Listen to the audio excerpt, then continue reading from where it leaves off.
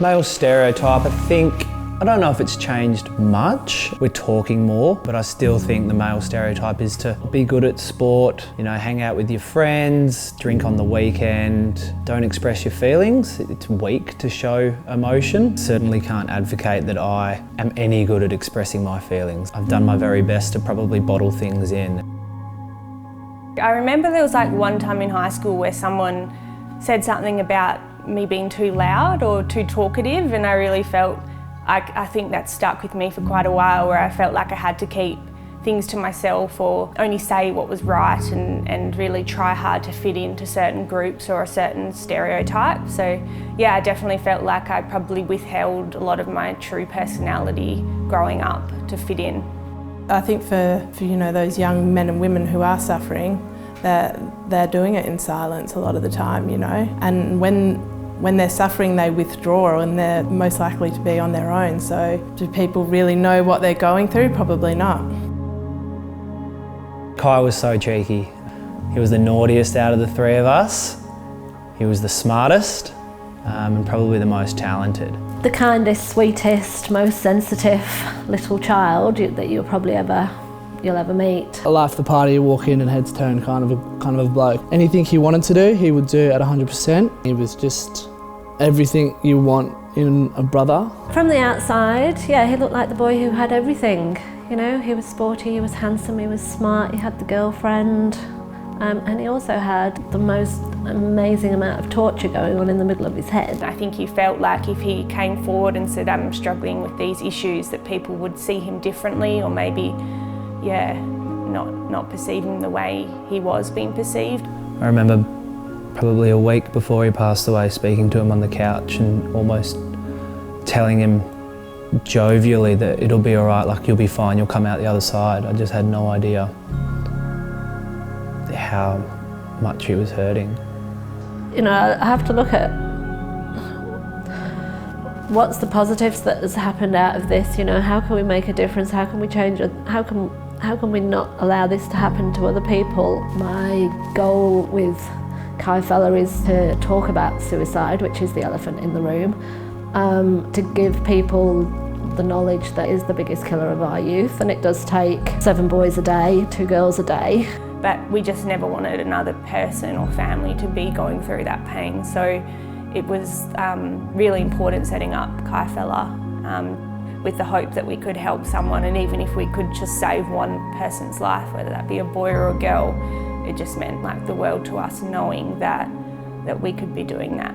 So at Kai Fella we raise funds, it's completely non-for-profit. All the funds go towards funding programs through Tomorrow Man and Tomorrow Women to, teach young people skills they need to navigate through life. We wanted to find what the impact was. If guys everywhere were feeling like they can't talk about their problems, how was it impacting us as blokes? As I go through each stat, I want you to chuck your hand up if you relate to that statistic. Men of all ages are more likely to smoke, drink alcohol at risky levels, game in excess, be overweight, have a poor diet compared to women. 1 in 3 women will experience violence from the age of 15. So as a woman, if you've ever feared for your safety, I want you to raise your hand. Suicide is the largest killer of males aged between 15 and 44. Chuck your hand up. I'm sorry for your loss, guys. Hands down. Suicide is the leading cause of death for women in Australia between the age of 15 and 44, so in your age demographic.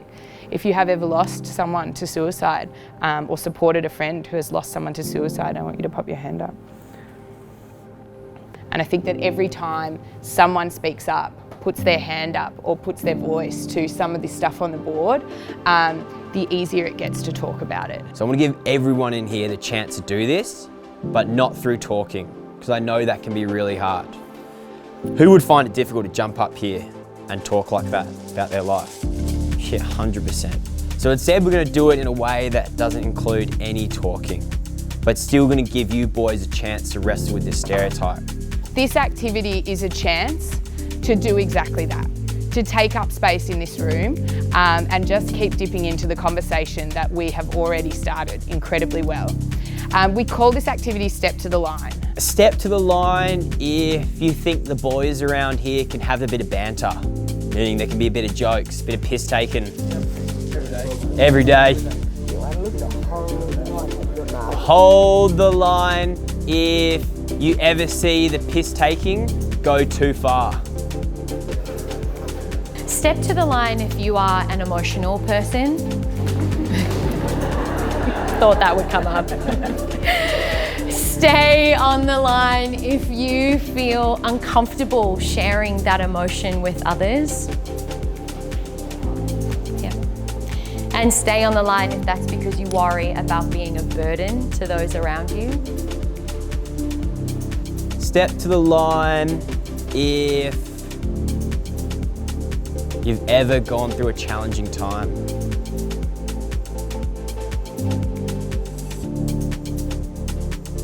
Hold the line strong if you're currently going through a challenging time.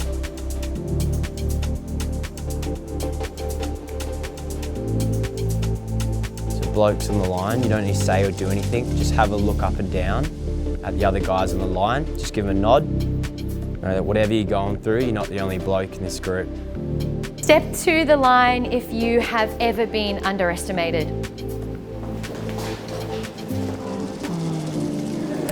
Wow.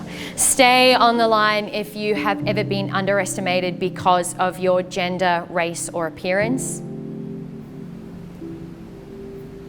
Stay on the line if you prove them wrong.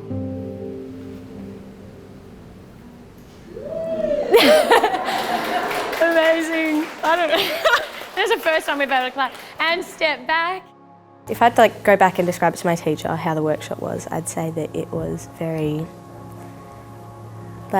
insightful into how you feel so alone but you're not alone. You feel like you're the only one thinking these things, but then you put it out on the board and what I'm thinking someone's already said, so then I'm like, yes, that's what I'm thinking. Makes you feel more together almost. To open up, it was weird and different, and you might not be comfortable opening up, but I learnt that all your mates are in the same boat, everyone's gone through something, so it's good to open up and talk about it. I think I want to be a bit more brave with my emotions and telling people how I feel instead of apologising for me talking to them and I don't know, I think that's my main one, my emotions, yeah. I don't know, just us being able to have conversations like this will help break that stereotype. That was the thing for me that he was missing, having put all the other services in place. He just didn't have the voice and he didn't have the peer support, and that's how I feel the difference could have been made for him, So yeah, that was for me the missing piece of the jigsaw puzzle that might have made a difference. Perth and my friends and anyone that knew Kai, which was a shit load of people, can feel a little bit more comfortable openly expressing their emotions. I reckon I can say with 100% confidence that there are boys out there who've sat in those workshops and have then spoken up purely from just sitting in there for 2 hours, and it might have saved a life. I think it has, and it's mum's doing. So it's almost like the sacrifice that he made, everybody else's lives has been a little bit more enriched. Like I say, having the foundation, my goal is to say Kai's name every day. He needs to be remembered. So I will keep, in Kai's honour, I'll keep that going. For him.